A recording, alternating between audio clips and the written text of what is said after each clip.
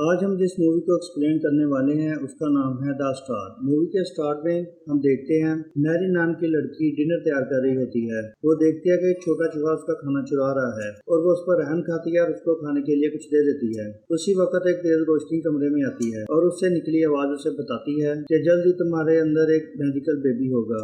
Mary को पता चलता है कि ये बेबी आने वाले टाइम का किंग बनेगा और वो आवाज कहती है कि इसका अच्छे से ख्याल रखना। मैरी भी इसे हुक्म मानकर तैयार हो जाती है और देखती है कि वो रोशनी उसके घर से निकलकर ऊपर आसमान में एक स्टार बनकर रुक गई है और वो स्टार बहुत तेजी से चमक रहा है। वो चूहा ये सब कुछ देख लेता है और फौरन ये खबर अपने दोस्तों को देने जाता है। फिर हम दूसरे जानवरों को देखते हैं जो सब उस चमकते हुए स्टार को देखकर बहुत हैरान होते हैं। इन्हीं में से एक है बो नाम का डॉगी जो अपने डैड के साथ एक चक्की में काम करता है। वो अपने डैड को बताता है कि हो सकता है कि स्टार की वजह से मेरी किस्मत बदल जाए और वो जल्दी यहाँ से आजाद हो जाएगा। उसके डैड कहते हैं कि फजूल बातों को छोड़ो और काम पर ध्यान दो। सुबह उसका फ्रेंड डेव उससे मिलने आता है और बताता है कि आज उनकी सिटी से शाही सवारी निकलने वाली है। वो ये सुनकर बहुत ही खुश होता है और अपने डैड से कहता है कि शायद स्टार ने उसकी किस्मत बदल दी है। उसके डैड उसे इस तरह के ख्वाब देखने से मना करते हैं, लेकिन वो कहता है कि एक दिन वो शाही सवारी में शामिल होकर सबको प्राउड फील करवाएगा। तभी बाहर से बेल की आवाज आती है और वो देखता है कि वो सवारी उनके पास से गुजर रही है। वो अपनी रस्सी काटना चाहता है और थोड़ी सी कोशिश के बाद वो खुद को आजाद कर लेता है। उस वक्त उसका मालिक भी वहाँ पे आ जाता है और शेड की हालत देखकर वो को एक चैन से बांध देता है। वो सवारी को जाते हुए देखता है और गुस्से में कहता है कि ये बेड़ियां उसे ज्यादा देर जकड़ नहीं सकती। अब हम 6 महीने बाद का सीन देखते हैं। वो अभी भी वहीं पे होता है। अब उसके डैड को उसके ऊपर तरस आ जाता है और वो जख्मी होने की एक्टिंग करता है और उसे चैन से आजाद करवा देते हैं। मालिक के आने के बाद वो उसे भागने को बोलता है और कहता है कि यही वो वक्त है जब अपने ख्वाब को तुम पूरा कर सकते हो। वो मालिक से बचते हुए भागने लगता है और इसी चक्कर में वो अपनी टांग पे चोट लगवा लेता है। वो बड़ी मुश्किल से आगे चल रहा होता है। अब उसे एक सामने घर नजर आता है। अब पता चलता है कि ये उसी लड़की मैरी का घर है जिसे हमने मूवी के स्टार्ट में देखा है। वो अपने शोहर जोसेफ के साथ रहती है और काफी दिनों से उस लाइट के बारे में बताने की कोशिश कर रही है। उस वक्त उसे यहाँ पर छुपा हुआ वो दिखाई देता है और वो देखती है उसके पाँव में चोट लगी है। वो अपने कपड़े से उसकी बैंडेज कर देती है और उसका इस तरह का सलूक देखकर वो उसे पसंद करने लगता है। अब जोसेफ भी वहाँ पर आ जाता है। वो बो को यहाँ से भगाने की कोशिश करता है, लेकिन मैरी कहती है कि उसे हमें यहीं पर रखना चाहिए। मैरी मौके की तलाश में थी। अब वो जोसेफ को अपनी सारी हकीकत बता देती है। वो थोड़ा डरने के बाद वो भी इसका साथ देने को तैयार हो जाता है।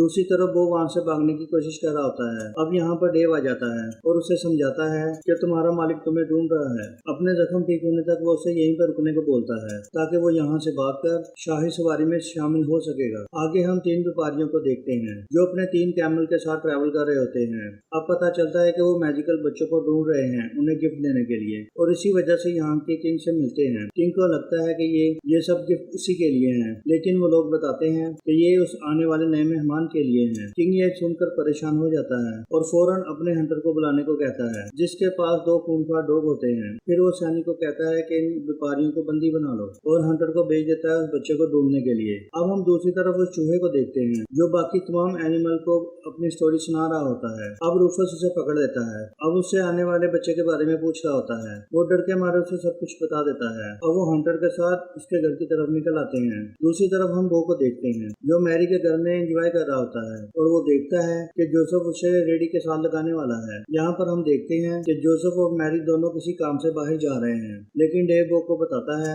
इससे वो शाही सवारी से दूर चले जाएंगे। अब वो जोसेफ से बचने की बहुत कोशिश करता है। अब ये देखकर मैरी उसे कहती है कि इसे रहने दो, हम पैदल ही चले जाएंगे। अब वो दरवाजा बंद करके यहाँ से निकल जाते हैं और दूसरी तरफ हम देखते हैं हंटर उनकी सिटी तक आ जाता है। वो अपने डॉग्स की मदद से मैरी के घर में आ जाता है। अब उसके डॉग बो को देख लेते हैं। वो उन्हें मैरी के बारे में कुछ नहीं बताता। अब उन्हें कपड़े का वो पीस नजर आता है जो बो की टांग के साथ था। अब वो उसकी स्मेल से मैरी को ढूंढने जाते हैं। बो को मैरी की बहुत टेंशन होती है और डेव के नाक सुन जाने के बाद भी वो मैरी को बचाने निकल जाता है। अब हम देखते हैं कि ये सारा प्लान उन दोनों डॉग्स का था। अब वो हंटर के साथ बो का पीछा करने लगते हैं। डेव के बताए हुए शॉर्टकट से वो जल्दी मैरी तक पहुंच जाते हैं, लेकिन यहाँ पर उसे एक गहरी खाई से होकर गुजरना था। अब वो हिम्मत करके नीचे उतरता है। अब उसे यहाँ पर एक शिप दिखाई देती है। वो कहती है कि मैं अपना झुंड छोड़कर स्टार का पीछा कर रही हूँ क्योंकि मैंने सुना है कि वहाँ पर एक मैजिकल बेबी आने वाला है। अब वो नीचे उतरने में उसकी मदद करती है और देखती है कि दूसरे शहर जा रहे हैं। वो उसे मैरी और उस हंटर के बारे में बता देता है और ये सुनकर वो शिप भी उनके साथ आने को तैयार हो जाती है। अब हम हंटर को भी देखते हैं जो उनके पीछे पीछे यहाँ भी आ जाता है और अपने दोस्त के साथ उन्हें पकड़ने को निकल आता है।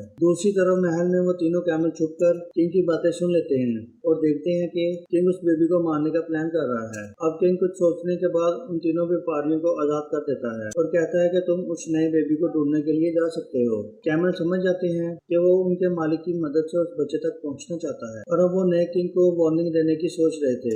दूसरी तरफ वो मैरी तक पहुंच जाता है। वो दोनों उसे वहाँ पर देखकर बहुत खुश होते हैं। वो शिप के साथ मिलकर उन्हें आने वाले खतरे के बारे में बता रहा होता है, लेकिन वो उसकी बात नहीं समझ पाते। और दूसरी तरफ देखते हैं कि हम हंटर भी उनके पीछे आ गया है और शिप उन्हें सामने लगे हुए मेले में छुपने का कहती है। वो फौरन मैरी को खींचकर मेले में ले जाता है। अब हंटर भी मैरी को भीड़ में ढूंढने लगता है। वो एक आदमी को हंटर समझकर उसका ध्यान भटकाने को जाता है, लेकिन देखता है ये तो कोई और है। दूसरी तरफ हंटर मैरी को ढूंढ लेता है। अपने डॉग्स को बांधकर उसे मारने के लिए जाता है। वो समझ जाता है कि अब उसे ही कुछ करना है और वो जोसेफ की बग्गी को मेले की तरफ भेज देता है। इससे मेले में बहुत टूट-फूट होती है। इसी चक्कर में हंटर एक कुएं में गिर जाता है। वो फिर से मैरी को खींचने लगता है और वो देखती है कि ये सब कुछ वो ने किया है। हंटर के डॉग बंधे हुए थे, इस वजह से उसे नहीं रोक पाते। वो सब मेले से निकल जाते हैं। जोसेफ मेले में हुए नुकसान से बहुत नाराज होता है और कहता है कि अब इस डोंकी को अपने साथ रखना नुकसानदेह है। मैरी उसे आराम से रहने को कहती है, लेकिन जोसेफ वो की और जिम्मेदारी लेने से मना करता है। वो भी उदास होकर डेव के साथ वहाँ से जाने लगता है और शीप के समझाने का भी उसके ऊपर कोई असर नहीं होता। अब हम दूसरी तरफ हंटर को देखते हैं, जो कि कुएं से बाहर आ गया है और अपने डॉग्स के साथ एक बार फिर मैरी के पीछे जाने लगता है। अब हम मैरी को देखते हैं, जो वो के जाने से बहुत ज्यादा परेशान थी, लेकिन वो डेव के साथ शाही सवारी की तरफ जा रहा था। जल्द ही उन्हें वो सवारी मिल जाती है। भागते हुए वो देखता है कि मैरी की बंधी हुई बैंडेज खुल गई है। अब उसे लगता है कि मैरी को उसे अकेले नहीं छोड़ना चाहिए था। अब वो डेव को अकेले ही आगे जाने को कहता है। डेव भी उसका साथ छोड़ने से मना कर देता है और कहता है कि मैं ये ख्वाब अकेला पूरा नहीं कर सकता। अब दोनों मैरी को ढूंढने निकल जाते हैं। अब हम देखते हैं जोसेफ की बग्गी टूट जाती है और वो मैरी पर नाराज हो जाता है। मैरी उदास होकर वहाँ से चली जाती है और ये देखकर जोसेफ को बहुत बुरा लगता है और अब वो देखता है कि वो वापस आ गया है और उसे मैरी के पास जाने को कह रहा था। वो मैरी से माफी मांगता है और कहता है कि हम मिलकर इन प्रॉब्लम का सामना करेंगे। अब वो मैरी को अपने ऊपर बिठाकर आगे चलने लगते हैं। अब हम देखते हैं कि हंटर और व्यापारी दोनों उसी तरफ जा रहे होते हैं। जल्द ही ये लोग एक दूसरी सिटी की तरफ पहुंच जाते हैं। जोसेफ एक होटल की तलाश में होता है। अब वो को अपना पुराना मालिक नजर आता है। वो उसे पकड़कर अपने साथ ले जाने लगता है। डेव और शिप उसे बचाने के लिए जाते हैं। जोसेफ को भी कहीं रूम नहीं मिल रहा था और वो देखता है कि वो भी कहीं गायब हो गया है। अब व्यापारी भी उसी सिटी में आ चुके होते हैं। वो कैमल को बांधकर उस बेबी को ढूंढने निकल आते हैं। अब हम दूसरी तरफ वो को देखते हैं, जिसके मालिक ने उसे फिर से बेड़े में बांध दिया है। अब यहाँ उसे दूसरे एनिमल मिलते हैं। वो को बताते हैं कि स्टार की रोशनी सीधा यहीं पर आ रही है, इसी वजह से वो पिछले 9 महीने से सो नहीं पाए। वो समझ जाता है कि मैजिकल बेबी यहीं पर पैदा होगा, इसी वजह से स्टार की रोशनी उन्हें यहाँ पर ले आई है। अब वो दूसरे जानवर से अपनी मदद मांगता है और उसकी बातें सुनने के बाद वो एनिमल उसकी मदद करते हैं। अब वो मैरी को ढूंढने के लिए जाता है और दूसरी तरफ देखता है कि हंटर भी वहाँ पर आ चुका है। भागते हुए उसे शिप और डेव मिलते हैं और वो उन्हें हंटर के डॉग से मुकाबला करने के लिए मदद मांगता है। डेव हेल्प लेने सिटी की तरफ जाता है। अब उन्हें रास्ते में बंधे हुए कैमल नजर आते हैं। शिप भी अपने झुंड के पास वापस जाता है, लेकिन झुंड उसके ऊपर कोई भी ध्यान नहीं देता है। अब वो गुस्से में जोर से चिल्लाता है। उस वक्त आसमान से एक रोशनी नजर आने लगती है, जो कि सबको मैजिकल बेबी के बारे में बताती है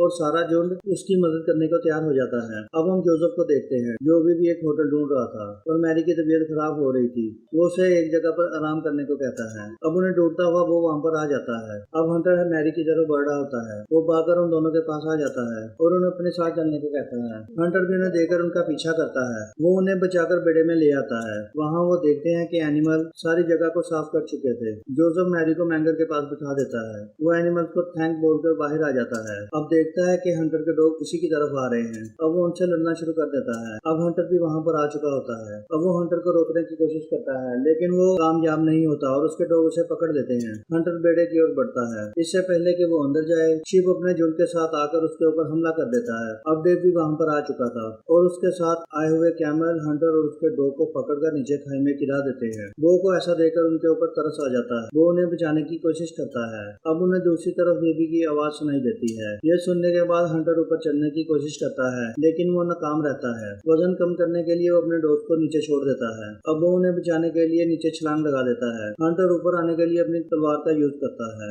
लेकिन इससे सारे पत्थर टूट जाते हैं और वो नीचे गिरकर मर जाता है। वो पूरी कोशिश करने के बाद उन डॉग को गिरने से बचा लेता है और अपने दोस्तों की मदद से वापस ऊपर ले आता है। अब उनकी चैन खोल दी जाती है। अब उन डॉग्स को अपनी गलती का एहसास हो चुका था। अब सब सब लोग बेड़े में वापस आ चुके थे। अब सब एनिमल उस बेबी को देखकर बहुत खुश होते हैं। अब दोनों डॉग्स भी वहाँ पर आ चुके थे और उन्हें उदास देखकर वो उन्हें इस बेबी से मिलवा देता है। अब वो व्यापारी भी यहाँ पर आ चुके थे। अब वो बेबीज को अपने गिफ्ट देने आए थे। सब लोग सर झुकाकर उस होने वाले किंग को रिस्पेक्ट देते हैं। अब वो वहाँ से वापस जाने लगता है। अब मैरी उसे रोककर अपने साथ रहने को कहती है और इसी के साथ ही मूवी की हैप्पी एंडिंग हो जाती है। अब अगर आपने हमारे चैनल को सब्सक्राइब नहीं किया तो सब्सक्राइब करें ताकि नई आने वाली वीडियो का नोटिफिकेशन आपको बआसानी मिल सके।